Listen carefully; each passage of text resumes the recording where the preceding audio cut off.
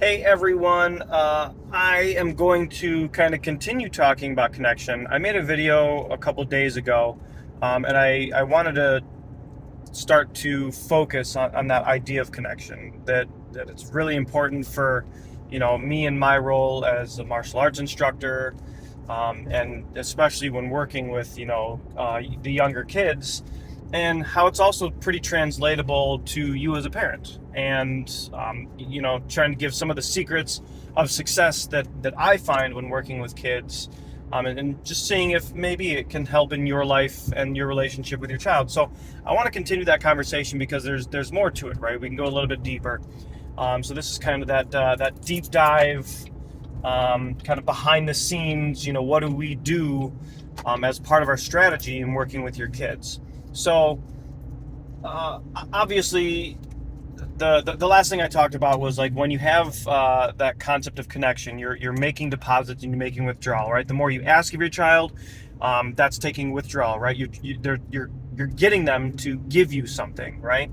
But as you spend time with them, especially in things that are their interests, you're building a connection, right? You're making deposits, and that helps strengthen your relationship. You don't want to overdraw that balance. And especially the younger they are, the more necessary it is to get on their level and do the things that they are interested in, because, they don't have the experience to, understand the dynamics of that social exchange.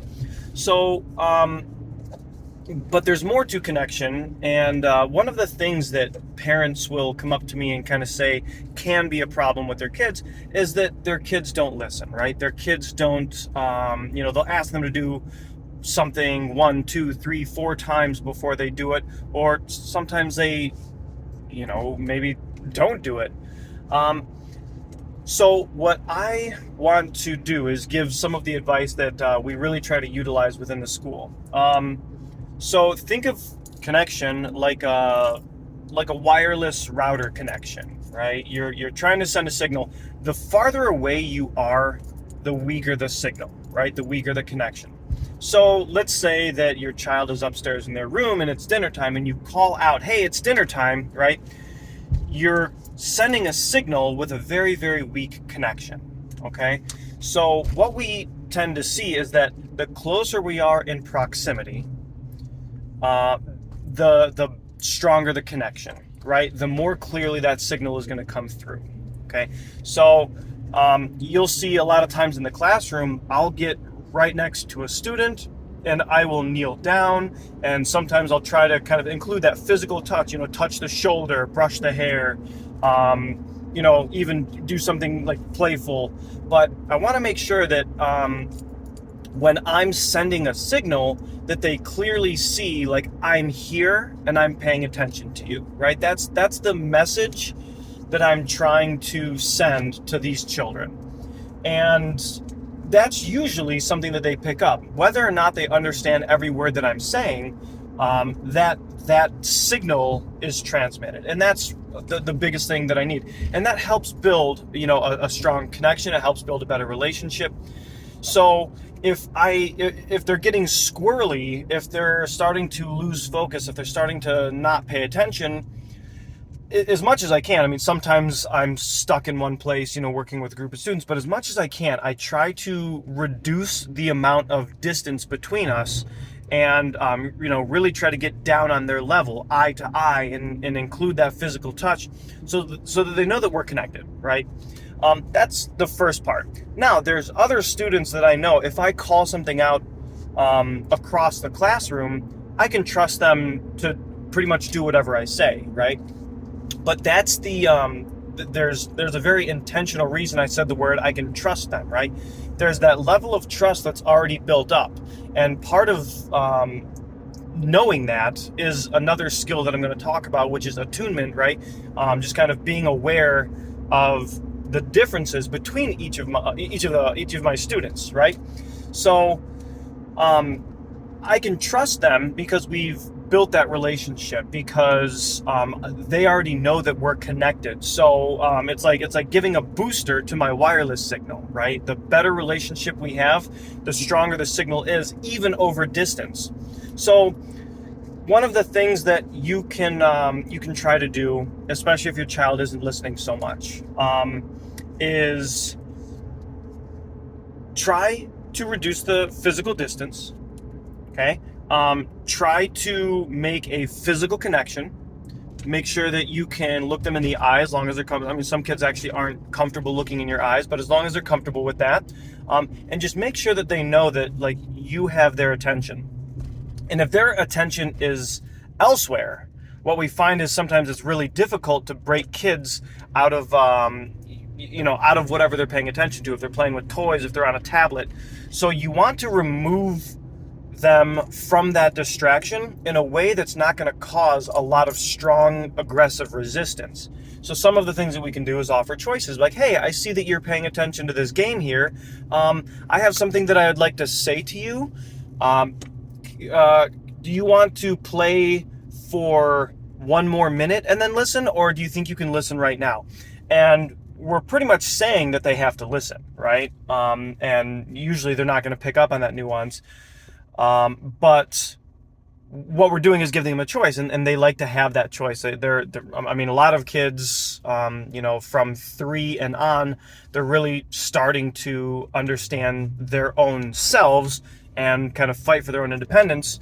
So maintaining a good, strong connection is also going to be breaking them from whatever connection they have with something else. And a lot of times, we start to see aggressive behavior. You turn off a tablet, you turn off a video game, you turn off the TV, and you get this strong, visceral, primal anger reaction.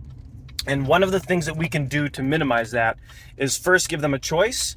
And then whatever we're transitioning into, we want to try, if we can, to make it not a lot less fun than what they're currently playing. So we know, like, if they're going to go to school, that's less fun than being on a tablet for many kids. Okay, so we also want to prime that as a positive experience rather than a negative one. And so, yeah, that's kind of one of the biggest things that I can try to say, right? If we're trying to get our kids to listen more, start at the very, very basic level. I know as parents, we want that inherent discipline in our kids. We want that inherent ability for them to listen to us, but they're developing still, right? They're still understanding what's right. They're still understanding what's wrong, and they're learning to push their limits. And one of the things that we can do to help mitigate that is just be as clear as possible in what your expectations are of them. Give them some autonomy to make choices, even though maybe you're not even giving them a choice. Make sure that we are building a strong connection, because that connection is going to build trust. And as we build trust, we find that they are more likely to listen to you much sooner.